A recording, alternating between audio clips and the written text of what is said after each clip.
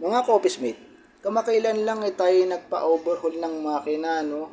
Ngayon, natuklasan ko mga ka-officemate, kaya kahit anong gawin nating tune up, kung wala naman sa timing, itong timing sprocket, yung tuldok na makikita nyo po dyan, yung tuldok na yan, napunta po rito mga ka-officemate, no? Kaya ang ginawa ko, tiniming ko na siya rito mismo sa hole na ito kahit kaunti lang. Ang mahalaga naka-timing. Pagdating dito, dapat naka-timing po yung letter T, no? At pagdating dito, dapat nakatutok na yung kulay, nakatutok na yung tuldok dito mismo, no? At pag ito ginalaw mo, itong rocker arm na ito, dapat medyo umuuga-uga yan, ano? So, medyo may problema dito sa kailang timing, no?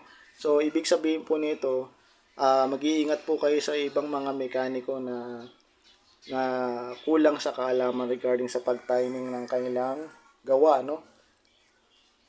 Sige mga kopismate, ano? Salamat.